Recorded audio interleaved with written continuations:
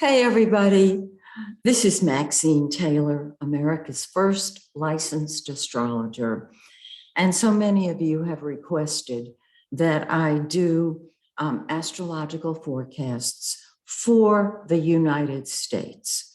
I got all burnt out doing that over the last 4 years, and I was reluctant.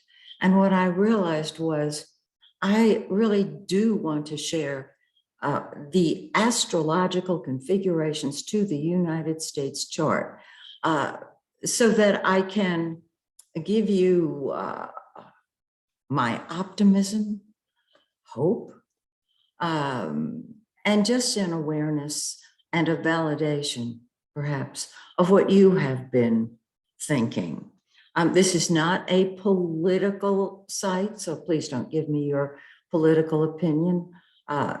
It is straight astrology, and I have found it to be incredibly accurate. A lot of people have been depressed about everything that's going on in the United States. And I want to mention that my suggestion is, if you can, take advantage of my September special. I am offering a 6-month forecast and a 12-month forecast at very affordable prices. All you have to do is go to my website, MaxineTaylor.com. It is not a requirement, of course, but it gives you a roadmap. It lets you know what is down the road for you to give you optimism and hope and restore the love that you are to you. Okay, now let's talk about what's going on astrologically, because it is fascinating, absolutely fascinating. And I'm going to get my glasses ready because I don't want to hunt around for them. Oh, much better. Okay, I am going to start with the United States eclipses. We had an eclipse in May, and we had an eclipse in June of this year, 2021. However, some of you may notice that I've got an eclipse. This is the United States chart. I've left the planets out, the natal planets, because I don't want to confuse anybody. Okay, back on November 30th, 2020, we had an eclipse on the United States had an eclipse on its ascendant. Now, I'm using the 7 Gemini ascendant. In the United States chart, Uranus is in 8 degrees of Gemini. Uranus, as you know, is explosive. It's rebellious. And the first house, which of course is governed by the ascendant, is the attitude of the people, the political attitude, the mood of the people.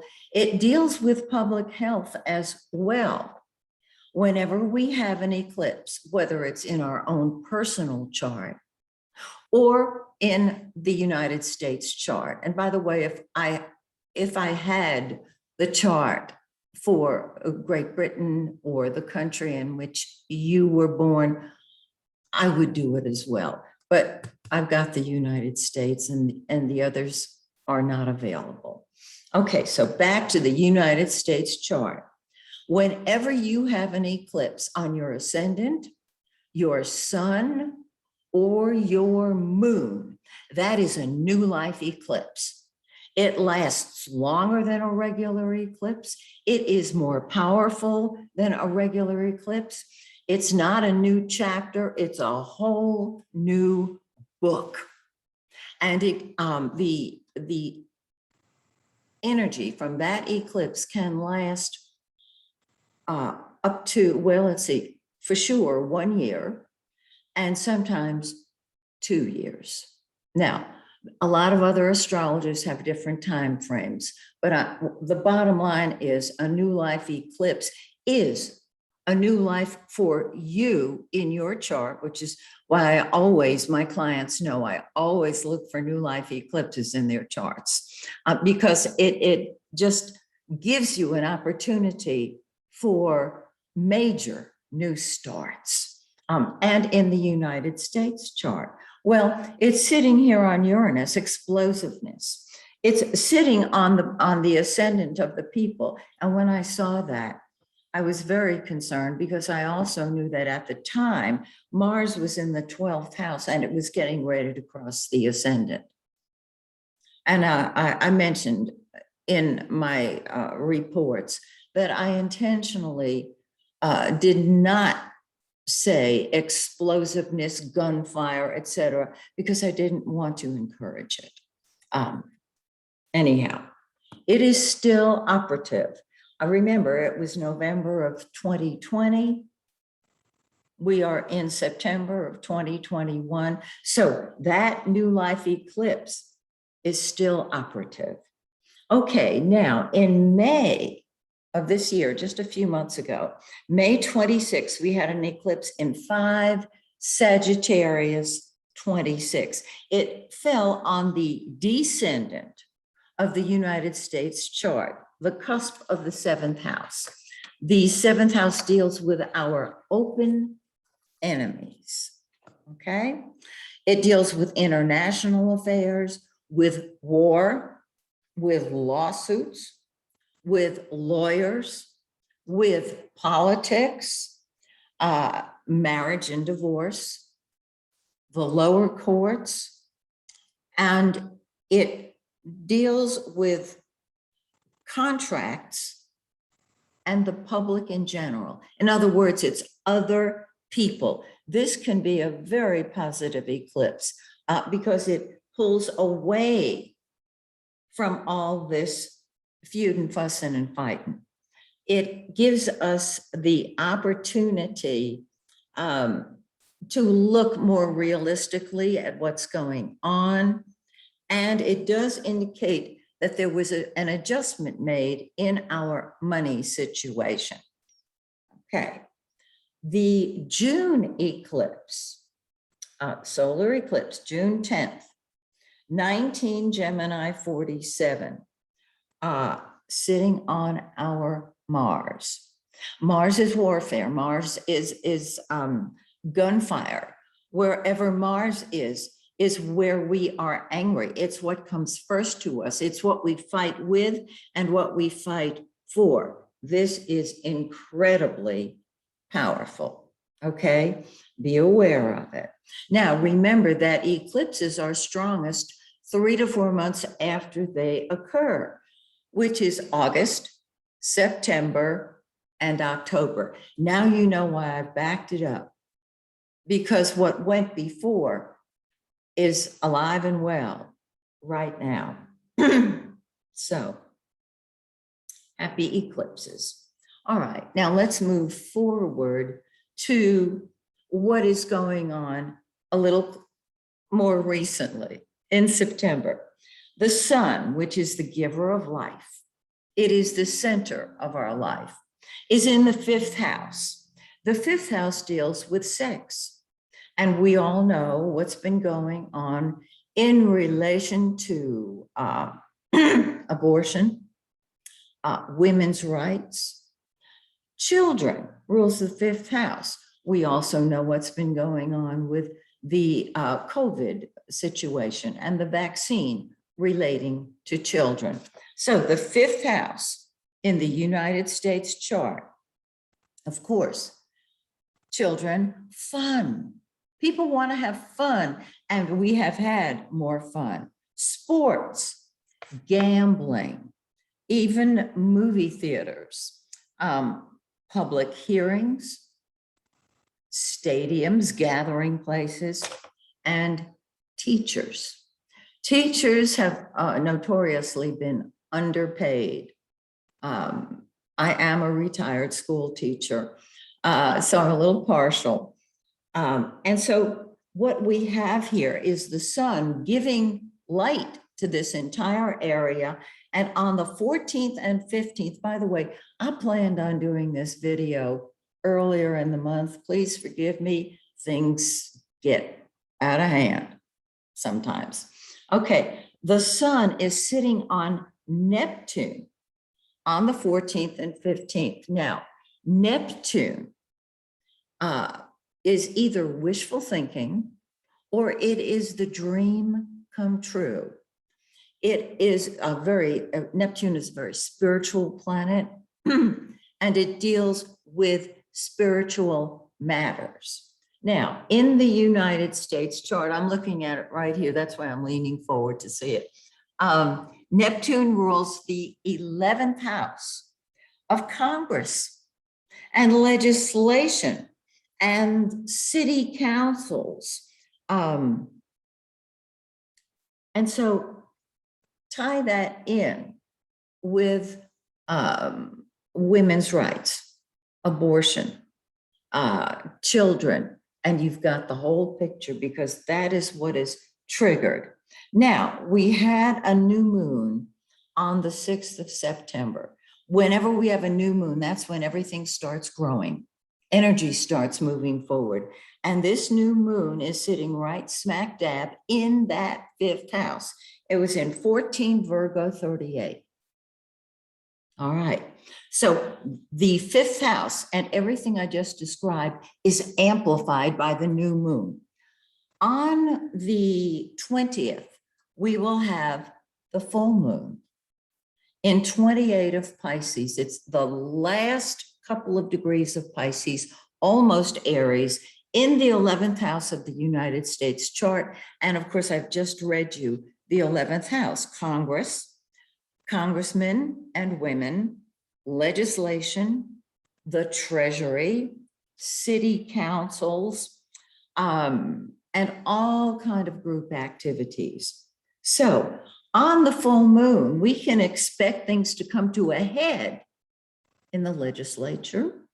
And these issues, I'm sure we've all seen, they don't end overnight. They drag on. However, that is where the full moon is. Okay, now we'll keep on going here because this is so interesting to me. Let's talk first of all about Mercury. Mercury, the blue planet, it's in the shadow of the retrograde. And remember that we have the shadow before it goes retrograde and the shadow after it comes out of retrograde, which it will in October. So we'll talk about that next month. Okay, guys?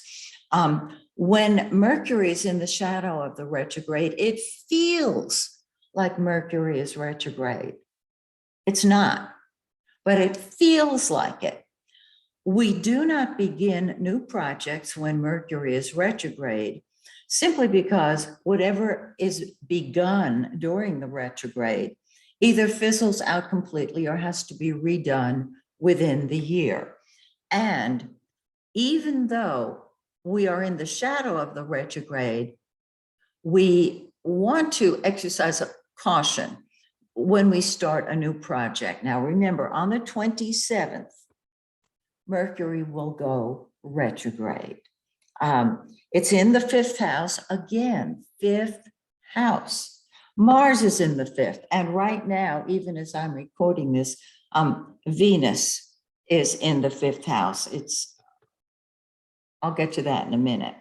And so 5th house matters are really strong. Children, women's rights, sex, fun, sports, congressional hearings, teachers. Okay. Mercury is, wherever Mercury is, that's what we think about and talk about. So this is a very important time. People are talking about this. Mercury is going to move into the 6th house of civil servants, the military, police, health, jobs, animals, police and fire department. These are civil servants and jobs and health. But Mercury is going to cross into the sixth house on the 20th. Remember, it goes retrograde on the 27th. And so it's going to be backing up and returning to the fifth house in October. Be sure and join me next month. Okay, now Mars. Wherever Mars is, that's what we fight with and fight for. And we're angry there. All fifth house matters have been activated, and people are passionate, angrily passionate about their beliefs. And Mars is going to stay right there in that fifth house all during September. Okay. Now, what I want to share with you is Jupiter, the great benefic. It's in the 10th house of the United States chart. The 10th house deals with the public image of the United States. It deals with the president. Jupiter is the great benefic in that it blesses whatever area of the chart it falls in. And it's in the 10th house now. It is the party in power. It represents all of our leaders, not just the president, but all leadership. And the reputation of the United States.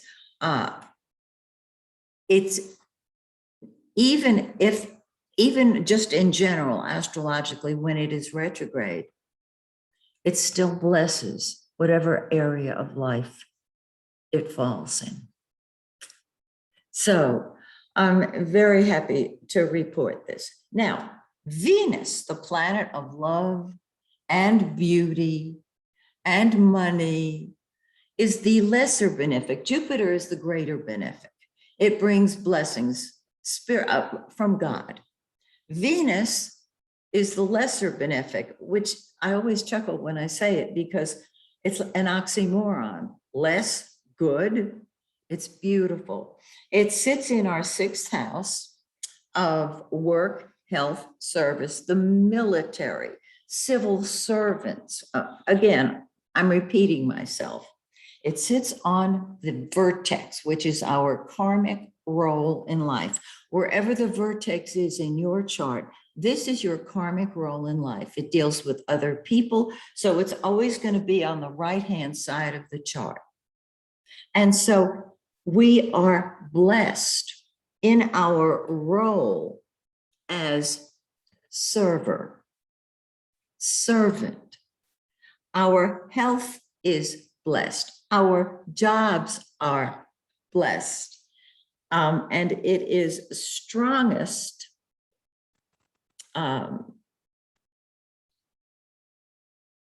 during this month. I just love it. It's absolutely beautiful. I've got so many papers here. So excuse me, I'm looking everything up here. I think I've covered everything for us. So I hope this gives you hope. I hope this gives you optimism. And I hope that as we move through this month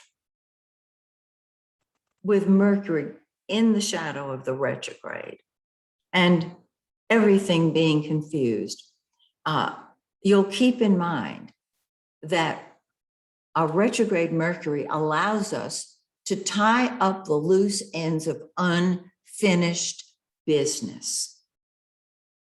Do this in your own life.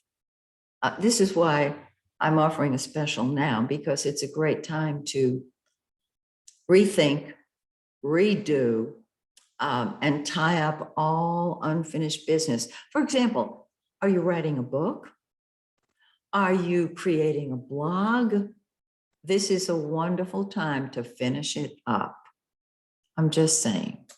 And so, my dear friends, thank you. I will be back monthly with a forecast. I hope it inspires you. And my blessing, my wish, my hope, my prayer is this: may the stars shine brightly on you and yours. Bye for now.